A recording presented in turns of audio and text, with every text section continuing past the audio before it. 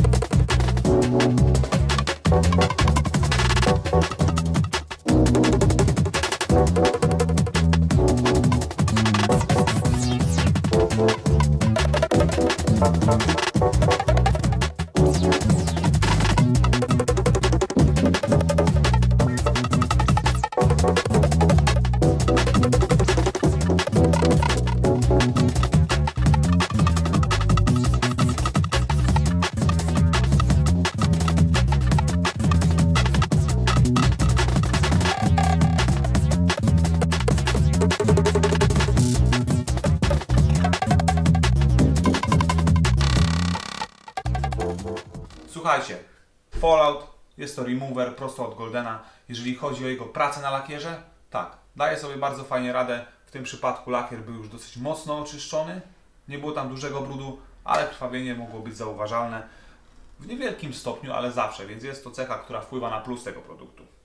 Konsystencja delikatnie żelowa, smród, no niestety producent o tym wspomina, że się pojawia, aczkolwiek jest on zmieszany trochę z wiśnią, więc mam nadzieję, że Wasze wrażliwe nosy sobie po prostu z tym poradzą. 1-2 minuty na lakierze i możecie spokojnie sobie go spłukać. Problemu z dopłukiwaniem nie ma. Jeżeli chodzi o pracę mechaniczną na produkcie, też gąbka dostaje fajny poślizg, więc myślę, że w tym przypadku można byłoby go również użyć do glinkowania, jako popularnie mówiąc, lubrykantu.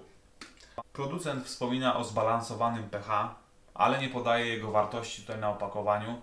Wspomina tylko o tym, abyście uważali na gołych metalach, na chromie, na aluminium, czyli wydaje mi się, że może być produktem delikatnie zasadowym. Także pamiętajcie o tym, aby sprawdzić sobie to na niewidocznych miejscach, na niewidocznych elementach, tak abyście nie narobili sobie w przyszłości szkód. Jeżeli chodzi o samo usuwanie osadów metalicznych, produkt tutaj zasługuje na dobrą ocenę, myślę.